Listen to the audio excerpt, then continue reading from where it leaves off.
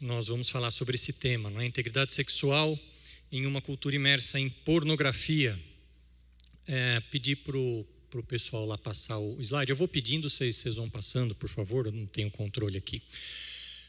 Muito bem, esse é o nosso programa para os próximos minutos, tá bom? Faremos uma breve introdução sobre esse tema, que é o tema do Ministério de Homens nesse ano de 2020, batalhando pela verdade.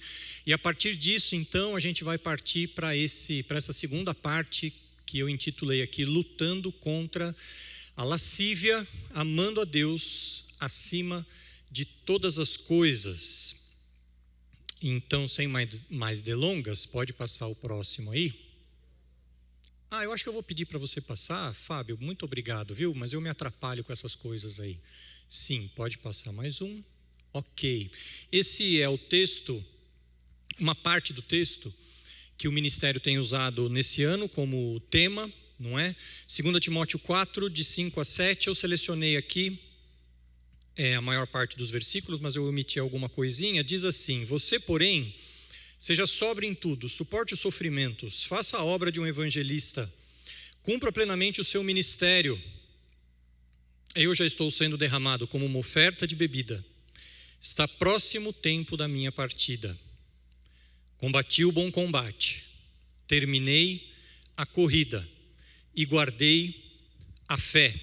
Esse texto é o nosso fundamento, como o Miguel disse, porque nós vamos pensar aqui em termos de integridade na área sexual, e ele também será a nossa aplicação no final. Nós vamos usar esse texto como a base para aquilo que nós vamos tirar de coisas práticas da nossa vida cotidiana, tá bom? O que esse texto está falando para nós? Pode voltar, Fábio. O que esse texto está falando para nós? Ele começa com você, porém. Esse você, porém, ele está falando de um contraste que nós precisamos ter em relação àquilo que nós éramos antes de conhecermos a Cristo. Aquilo que as pessoas fazem, os homens que vivem conosco, trabalham conosco, se relacionam conosco, fazem e acham normal. Nós, porém, não achamos. Nós somos chamados a sermos diferentes, tá? Nós somos chamados, entre outras coisas, não é? A sermos sóbrios em tudo. Sóbrios em tudo. A sobriedade que é o contrário da embriaguez. Paulo fala em Efésios que nós não devemos nos embriagar com vinho, mas nos enchermos do Espírito. Sobriedade tem a ver com estar cheio do Espírito, e isso vai produzir em nós o fruto do Espírito, e lá no meio você vai encontrar domínio próprio, por exemplo. Nós somos chamados a sermos sóbrios nesse nível, sermos sóbrios em tudo. E aqui a gente já começa a ver os contrastes com relação ao padrão mundano, não é? Nós não queremos andar com os olhos nos mesmos lugares aonde os olhos dos homens que estão à nossa volta, que estão no mundo, que estão fora de Cristo. Nós não queremos andar nos mesmos caminhos deles, nossos olhos não devem seguir os olhos deles. Nós não queremos nos embriagar com o que eles se embriagam. Nós não queremos nos entorpecer naquilo que eles se entorpecem. E como o sexo tem esse poder na nossa vida, não é? Entorpecente e embriagante. Nós somos chamados a suportarmos os sofrimentos. Suportarmos os sofrimentos. Nós vamos ver isso um pouquinho mais em detalhe, mas inclui aqui, talvez o que o apóstolo Paulo fala de esmurrar o próprio corpo. O nosso corpo começa a brigar com a gente tem um desejo numa determinada direção. Mas nós somos chamados a suportar o sofrimento de que, se for preciso, eu vou arrancar um olho meu.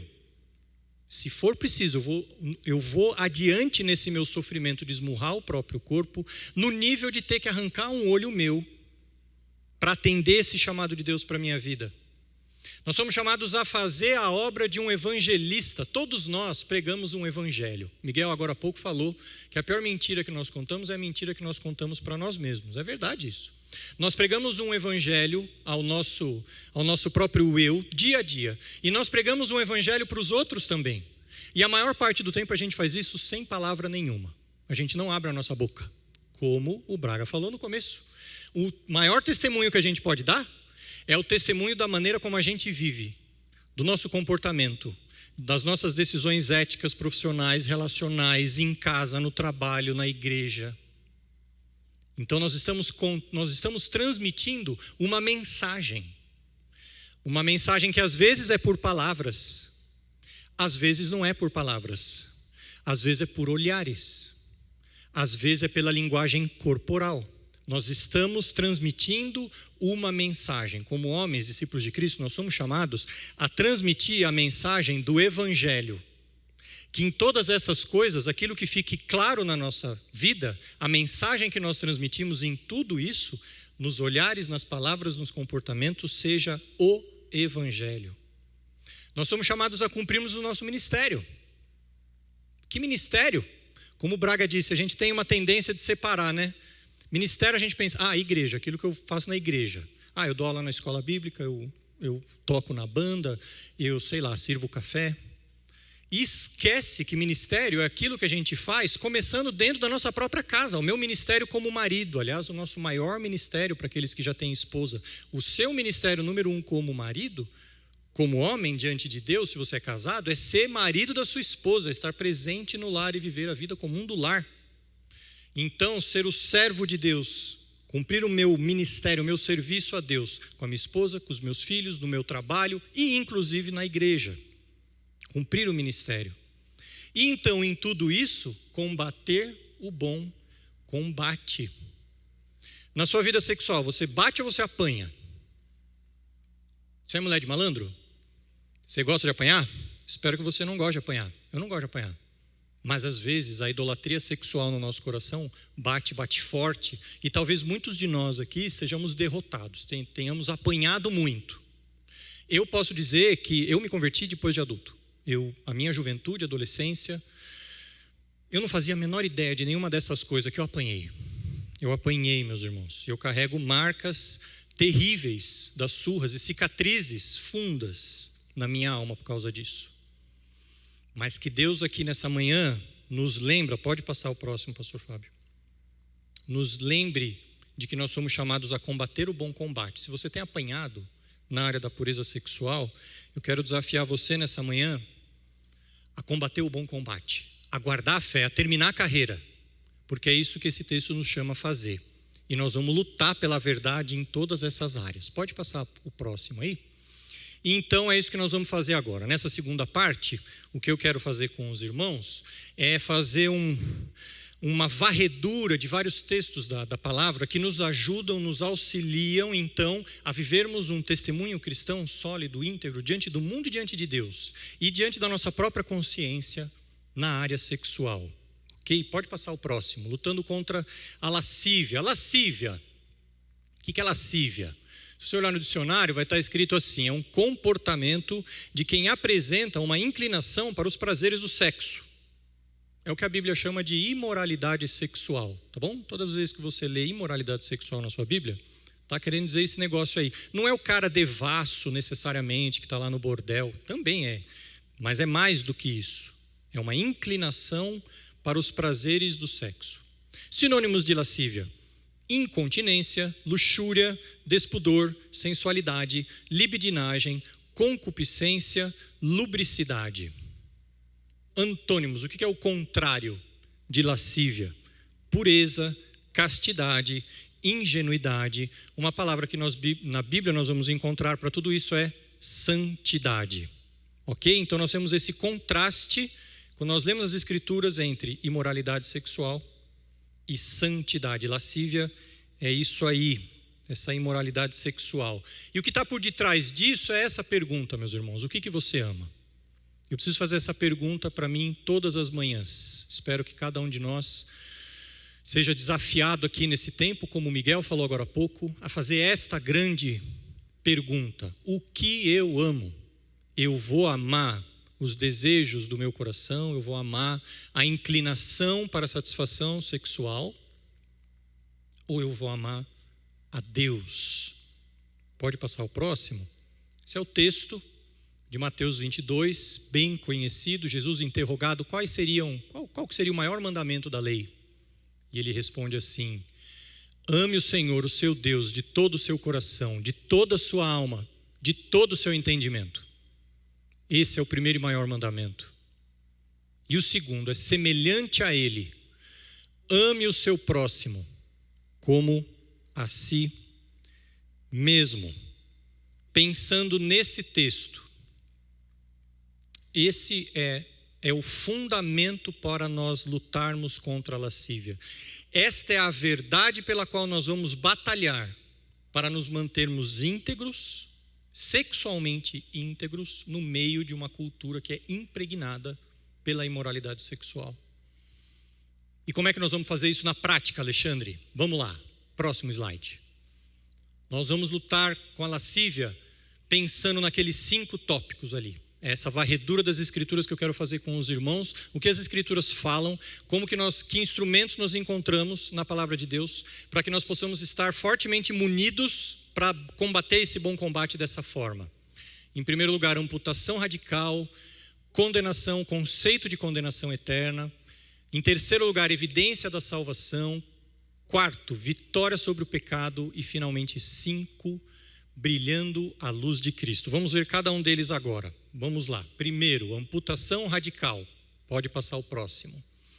Texto de Mateus também, Mateus capítulo 5, de 27 a 29, diz assim: vocês ouviram o que foi dito, não adulterarás. Jesus falando aqui, certo? Mas eu lhes digo, qualquer que olhar para uma mulher, para desejá-la, já cometeu adultério com ela em seu coração. Se o seu olho direito fizer pecar, arranque-o e lance-o fora. É melhor perder uma parte do seu corpo do que ser todo ele lançado no inferno. Como eu queria que Jesus não tivesse dito isso. Eu não sei os irmãos, mas esse é um texto de humilhação para mim, de humilhação para todos nós. Como assim? Olhar. E digo mais ainda, nós olhamos inclusive quando nós estamos de olhos fechados, não é verdade? Principalmente daqueles de nós que talvez, como eu, teve uma vida pregressa fora do evangelho. Quanto que eu não alimentei já a minha mente? Eu não preciso olhar para uma mulher para cometer adultério, é só fechar o meu olho. Mas Jesus diz, se o seu olho direito fizer pecar, arranque e lance-o fora. Meu irmão, que nós possamos atender esse chamado do Senhor Jesus. Porque é melhor perder uma parte do seu corpo do que ser todo ele lançado no inferno. Uau! Mas como, Alexandre? Passa o próximo, Fábio. Paulo nos ajuda a como ouvir e atender esse chamado de Jesus. Ele fala em Colossenses 3, nos versos 5 e 6. Assim, façam morrer tudo que pertence à natureza terrena de vocês. Imoralidade sexual, impureza, paixão, desejos maus e a ganância, que é a idolatria. É por causa dessas coisas que vem a ira de Deus sobre os que vivem na desobediência. A ira de Deus. Miguel falou aqui, nosso Deus é um Deus que não se deixa não levar a sério. Nós precisamos lembrar de quem é o nosso Deus. Sim, Deus é um Deus santo. E sem santidade ninguém vai ver a Deus. Por isso nós somos chamados a fazer morrer tudo que pertence à natureza terrena. Agora veja, rapidamente aqui. É claro que se eu arrancar o meu olho, eu também não vou poder ler a Bíblia. Já parou para pensar nisso? Então Jesus não está falando literalmente arrancar os nossos olhos. É claro que então se eu vou jogar fora meu computador, porque eu não posso acessar pornografia no meu computador ou o celular, eu também não vou poder usar o computador, o celular, para alcançar uma alma perdida. Em outras palavras, se eu arrancar minha mão, eu não vou poder mais usar a minha mão como instrumento de bênção na vida dos outros. Então, o que esses textos estão dizendo para nós? Nós precisamos fazer morrer a iniciativa do nosso corpo de usar os membros do nosso corpo como instrumentos de injustiça, como Paulo fala em Romanos. Não usem os membros do corpo de vocês, seu olho, sua boca, sua mão, seu pé, seu computador, seu celular, seu trabalho, como instrumento de justiça, mas ofereçam-se como instrumentos de justiça. Eu faço morrer tudo aquilo que pertence à antiga minha natureza terrena, quando eu renovo a minha natureza pelo Evangelho, e aí eu deixo as coisas do velho homem e renovo a minha mente, porque as obras das minhas mãos, elas não nascem da minha mão, elas nascem daqui.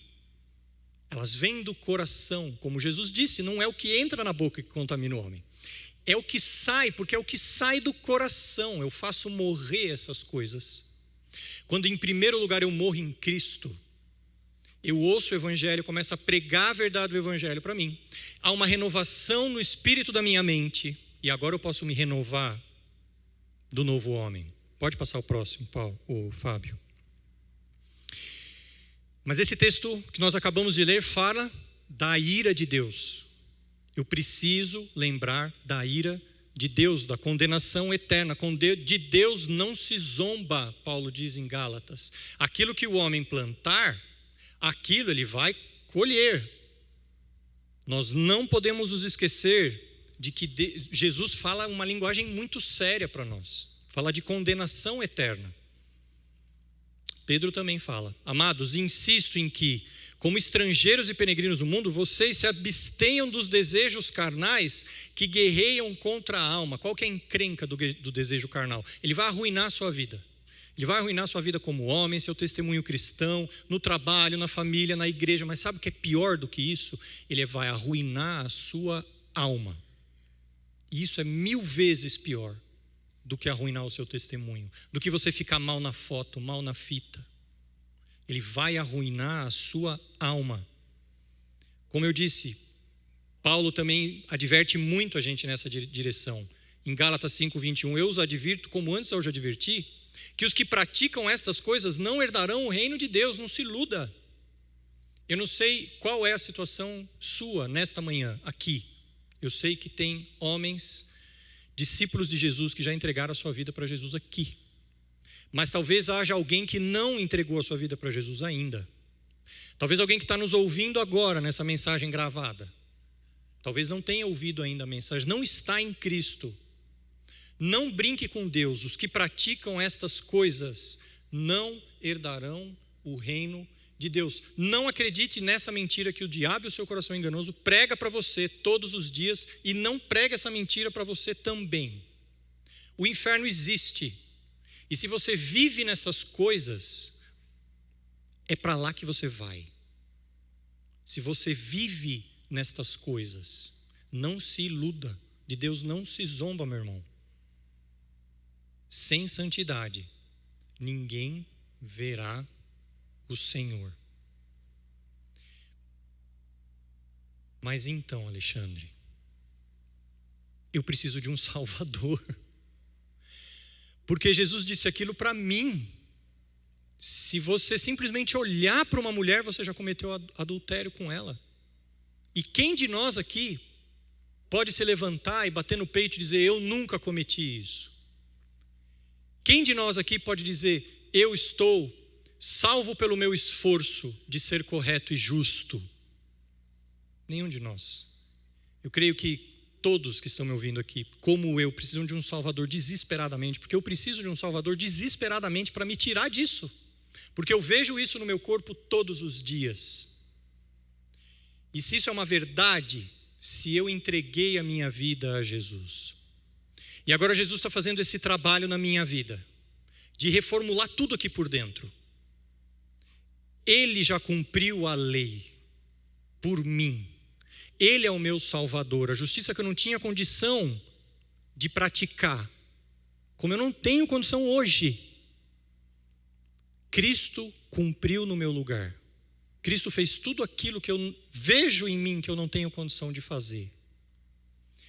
Então ele pagou todo o preço por aquilo que eu não teria condição de pagar. Por todas as vezes que os meus olhos abriram para coisas que não deveriam abrir. Para todas as vezes que eu cliquei aonde eu não deveria ter clicado. Para todas as mensagens que eu comuniquei para quem estava à minha volta, que não tinha nada a ver com o Evangelho. Cristo já pagou o preço por isso. E por causa disso, eu posso receber de Cristo a vida que Ele cumpriu no meu lugar. Esse é o Evangelho. É libertação para mim, é libertação para você. O juízo de Deus, se você está em Cristo, não está mais sobre você. Cristo carregou a sua culpa. Ele conseguiu ser justo de um jeito que nem eu nem você podemos ser. Ele é o nosso Salvador, Ele é o meu Salvador. Eu estou salvo. Eu estou salvo inclusive de mim mesmo.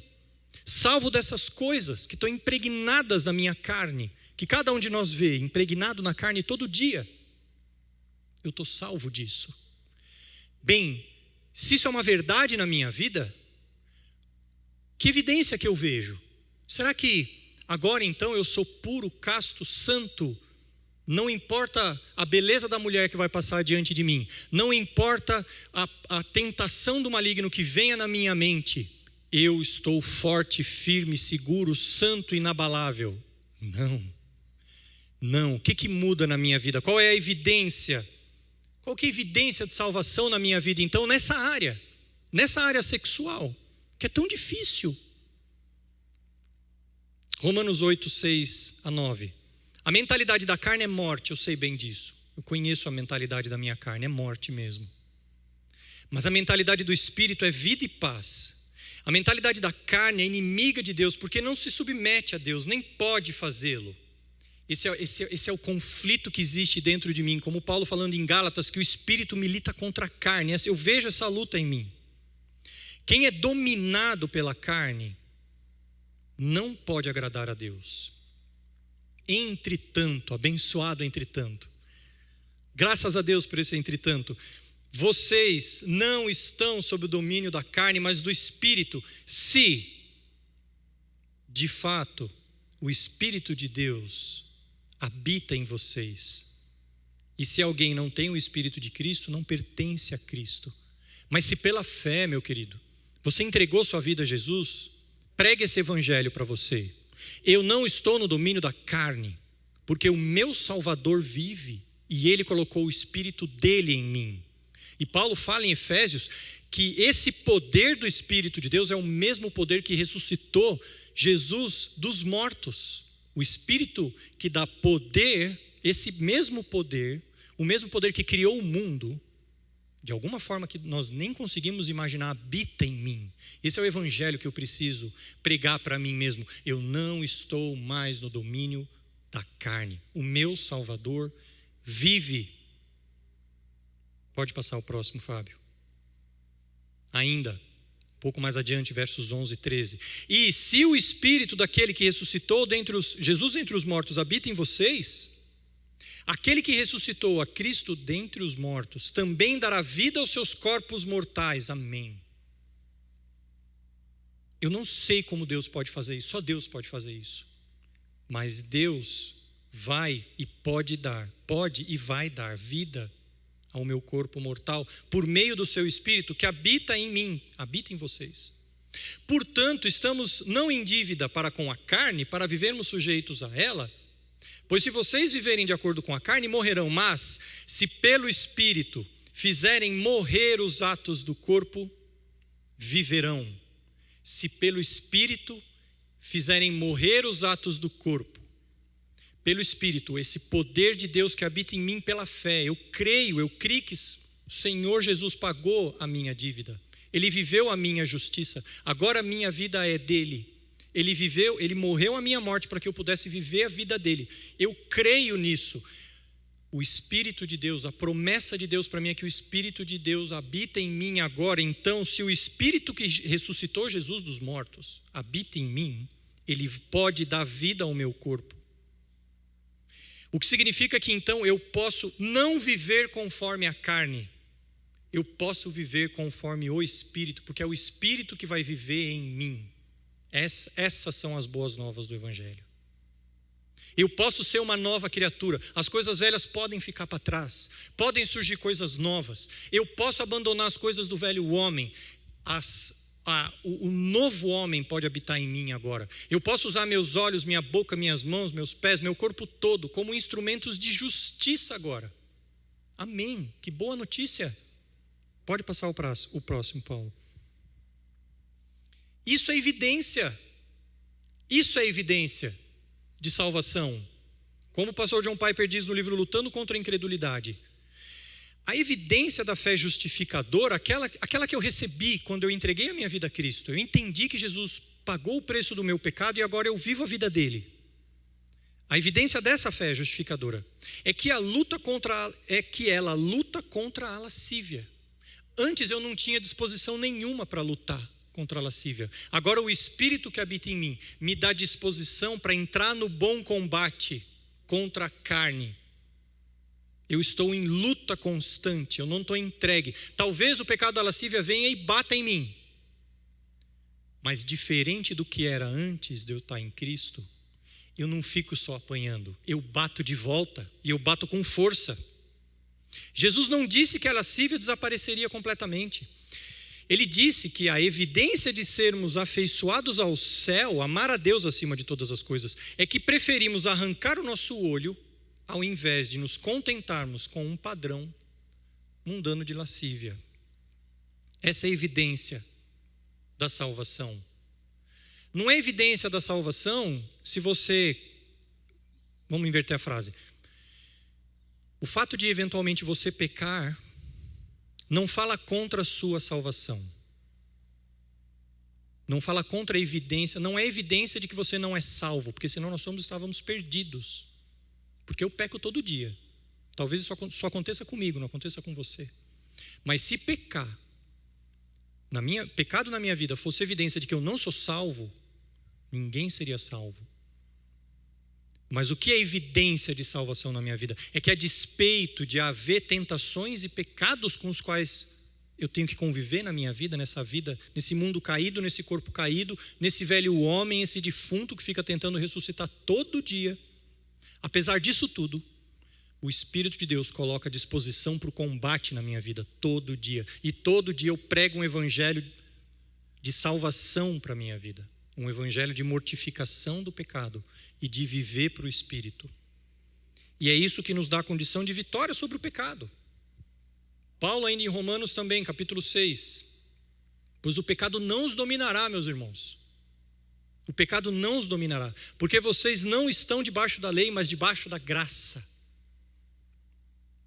Então, vamos pecar porque não estamos debaixo da lei, mas debaixo da graça? De maneira nenhuma. Vocês foram libertados do pecado e tornaram-se escravos da justiça. Versos 22 e 23. Mas agora que vocês foram libertados do pecado e se tornaram escravos de Deus, o fruto que colhem leva à santidade. E o seu fim é a vida eterna. Um caminho completamente diferente do que nós vimos, não é? O que vive pela carne, destruição. Mas o que vive o fruto do Espírito, porque é habitado pelo Espírito, capacitado pelo Espírito, colhe santidade. E o seu fim é a vida eterna. Pois o salário do pecado é a morte.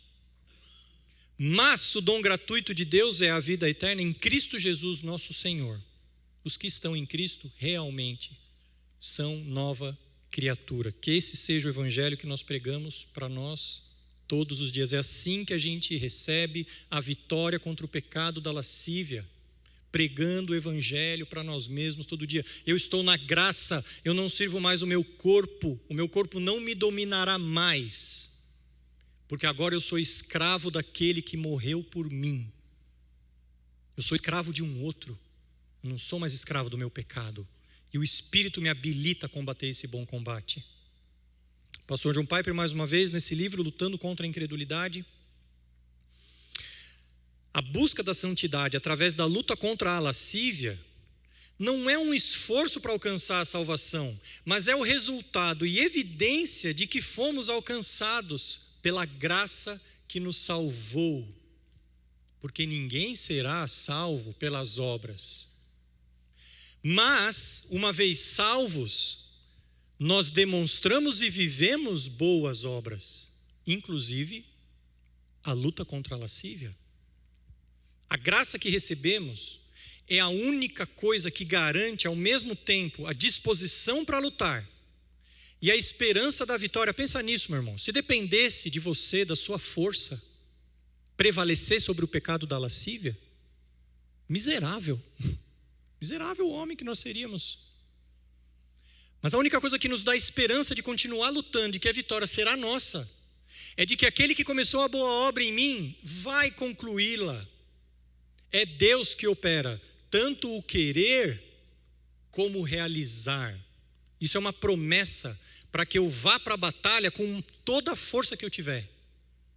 E eu não vou apanhar mais do pecado da lascívia, eu vou bater. E eu vou bater com a força que Deus me dá. Veja só, é isso que nós temos, pode passar o próximo. Isso que nós temos diante de nós. Ninguém pode servir a dois senhores, pois odiará um e amará o outro, ou se dedicará a um e desprezará o outro. Jesus disse isso no contexto de riquezas, não é? De dinheiro. Não se pode amar a Deus e as riquezas, mas esse é um conceito que a gente pode expandir para tudo na nossa vida, não é verdade? Quem é que você vai amar? A quem você vai se dedicar? Qual é o Senhor que você vai servir? Qual será a aliança do seu coração em satisfazer o seu próprio eu? E aí nós estamos falando dos prazeres da carne. Ou se satisfazer em Cristo. A minha aliança será com Cristo. Eu vou buscar os prazeres em Deus. Que prazer que eu vou seguir? Essa é a pergunta que eu e você, como homens, precisamos fazer diante da tentação sexual. Que Deus eu vou seguir? Eu vou seguir esse? Da carne? É esse Deus que vai dominar a minha vida? Meus olhos, minhas mãos? É esse Deus que eu vou seguir? Ou eu vou ter aliança com outro Deus? E aí então, esse prazer que eu estou buscando aqui, então Deus vai me deixar sem prazer nenhum? É claro que não. Porque o que Cristo tem para nós são prazeres para a vida eterna. Vitória sobre o pecado. Olhar para a luta contra a lascívia como uma luta de domínio do meu coração. Da onde eu vou tirar os prazeres? Quais serão os prazeres que eu vou buscar? Pode passar o próximo. O texto de Hebreus 11, 24 a 26. Pela fé, Moisés, já adulto, recusou ser chamado de filho da filha do faraó, preferindo ser maltratado com o povo de Deus a desfrutar os prazeres do pecado durante algum tempo.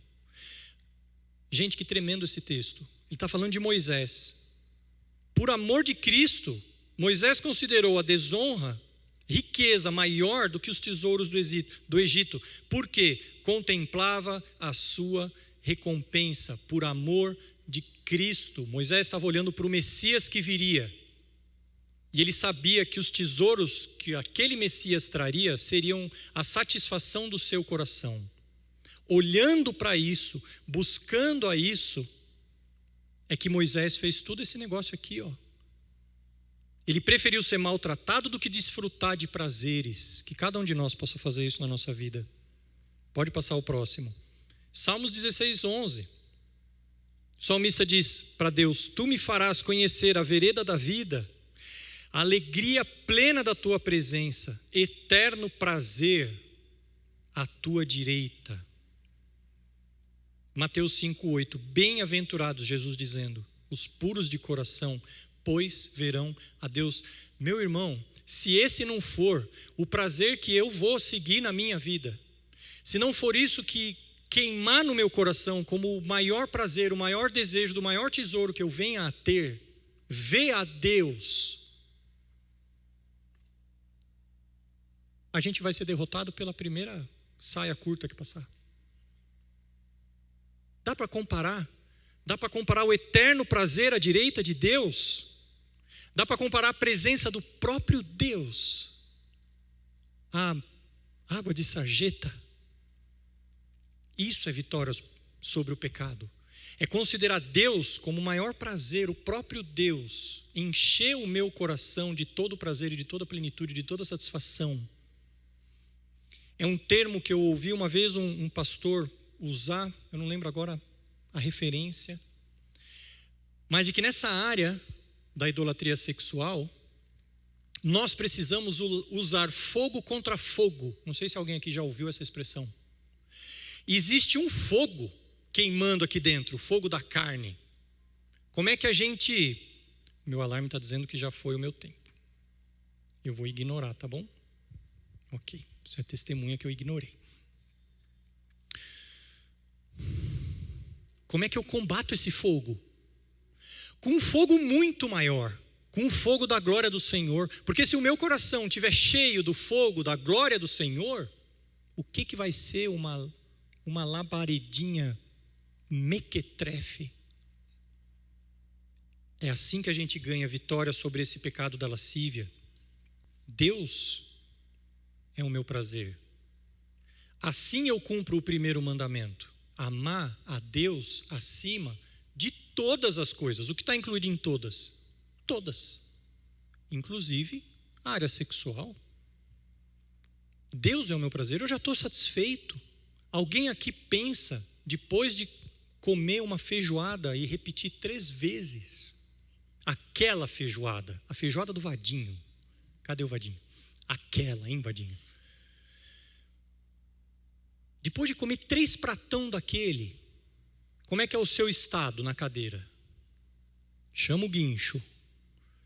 Nessa hora, se eu oferecer uma lasanha para você, Alexandre, tenha dó, lasanha, você está louco? É isso.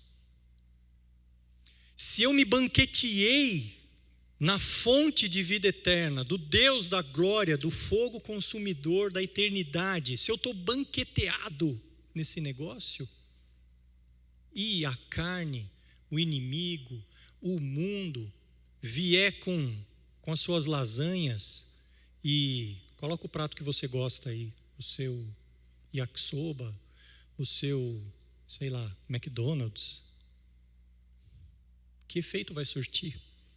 Deus é o meu prazer. Deus é o meu prazer. Pode passar o próximo? E eu quero encerrar então falando desse 5º item.